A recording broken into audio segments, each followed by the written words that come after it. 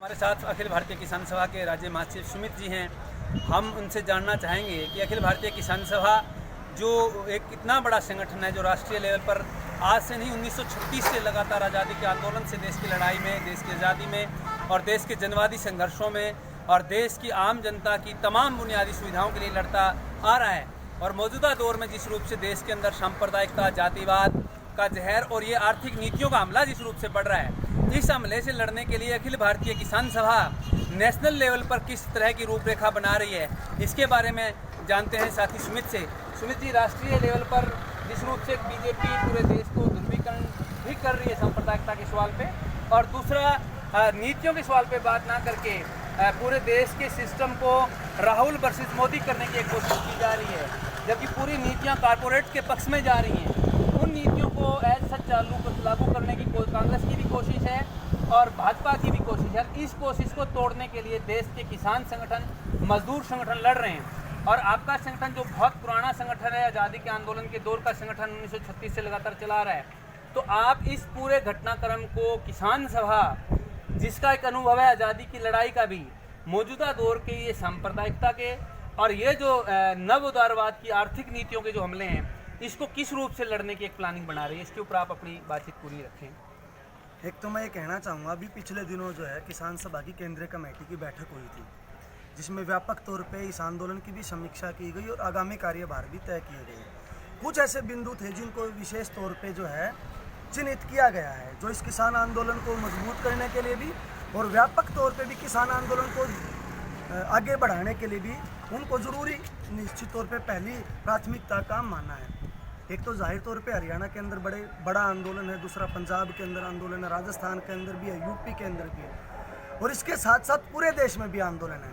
तो एक तो उसमें किसान सभा की अग्रणीय भूमिका है, इसको आंदोलन को पूरे देश में लेके जाने की। दूसरा सवाल, हमने ये तय किया कि वहाँ आंदोलन है, लेकिन वहाँ पे जो किसानों की रोज़मर्रा की समस्याएँ हैं और जिनका सीधा संबंध सरकार की नीतियों के साथ है, उनको भी मुख्य तौर पे इस आंदोलन के साथ जोड़ते हुए, जैसे हरियाणा में MSP का सवाल है, खरीद की गारंटी का सवाल है, लेकिन हो सकता है दूसरे राज्य में सवाल ना हो, तो वहाँ पे उस पर्टिकुलर राज्य के क्या सवाल है, उनको उठाते हुए और इन काले कानूनों के साथ जोड़ते हुए इस आंदोलन का पूरे देश में तो विस्तार करना पहला काम हमारा बनता है। दूसरा काम, हम बिल्कुल स्पष्ट अपनी किसान सभा की हमारी ये समझ है, न केवल किसान, हमें इस किसान आंदोलन में मजदूर वर्ग को जोड़ना पड़ेगा।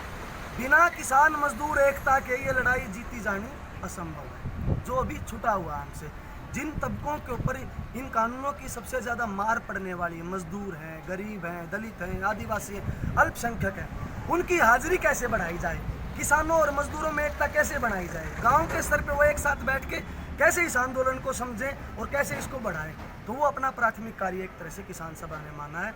हरियाणा में भी और दूसरे राज्यों में भी इसको उस तरह से वहाँ पर हम लेके जाएंगे।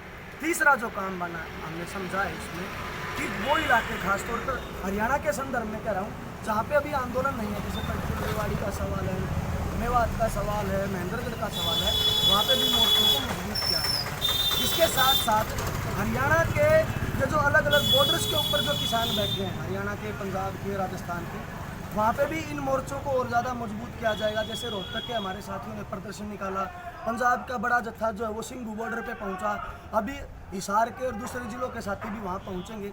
एक काम हमने इसको चिन्हित किया। इसके साथ साथ अभी पिछले चुनाव में विधानसभा के जो भी उनमें आपने देखा है कि भाजपा को हारना पड़ा है और उसका असर जो किसान आंदोलन पे पड़ा है। किसानों में उत्साह पैदा हुआ है, जब ये तमिलनाडु में आ रहे, केरल में आ रहे, बंगाल में आ रहे, तो उससे किसान आंदोलन को और ज़्यादा बल मिला है। तो आगामी समय पे जो यूपी के अंदर, उत्तराखंड के जो अंदर जो चुनाव, मुख्य दो जो राज्य हैं चुनाव जहाँ हैं, वहाँ पे भी किसान सभा एक निर्णायक भूमिका निभाते हुए उन राज्यों में बीजेपी की हार को सुनिश्चित करेगी और वहाँ ही हारेंगे और इधर जो है किसानों की जीत होगी। और आने वाले समय में जो भी राज्य होंगे, जहाँ भी चुनाव होंगे, इनको राजनीतिक तौर पर हरा के इस किसान आंदोलन को बल देंगे। तो ये आप राजनीतिक तौर पर हराने की बात कर रहे हैं भाजपा को, निश्चित तौर पर राजनीतिक तौर पर हराना एक बड़ा सवाल है, लेकिन क्या उस राजनीतिक हार में नीतिगत विकल्प का जो सवाल आ रहा है, मैं जैसे शुरू में भी कह रहा था कि आज पूरे देश की राजनीति राहुल वर्सेस मोदी की जा रही है। क्या ये देश की आम जनता का राशन, आम जनता के अधिकार वर्सेस कारपोरेट, जो कि किसान आंदोलन के एक बड़ा सवाल उभर के आया है, क्या देश का मजदूर आंदोलन के जो सवाल हैं, क्या वो उनको मजदूर आंदोलन के सवालों को किसान आंदोलन के साथ, और दूसरा कारपोरेट वर्सेस आम जनता, इस तरफ ले जाने के लिए आपके क्या प्रयास हैं? नहीं, ये तो हमारा बिल्कुल प्रयास है और हमने भी ये तय किया है कि ये जो हमला सरकार कर रही है ना, ये असल में ये कोई चेहरा बदलने से नहीं होगा। मोदी को बदल के राहुल को ला दो, राहुल को बदलो किसी अन्य व्यक्ति को ला दो। ये कॉरपोरेट की सरकार है, इसलिए कॉरपोरेट पे हमला करना पड़ेगा। जैसे संयुक्त किसान मोर्चा ने फैसला किया कि हम जो अंबानी अडानी के प्रोडक्शन को बहिष्कार करेंगे, जियो का बहिष्कार करेंगे, लेकिन वो अभियान एक समय एक सीमा तक गया, अब उसको हम एक तरह से छोड़ चुके हैं। तो किसान सभा का ये भी एजेंडा है कि कॉरपोरेट को नुकसान पहुंचाएंगे, कॉरपोरेट के ऊपर हमला करेंगे ताकि इनको बाध्य किया जा सके। तीसरा जो आप कह रहे हो कि ये जो राजनीतिक विकल्प के तौर पे, वो सही बात है। लड़ाई तो व्यवस्था परिवर्तन से ही नीतियाँ बदलेंगी। किसी व्यक्तियों के हाथ में सत्ता घूमती रहेगी तो उससे कोई ये जो है समस्याएं हल नहीं होंगी।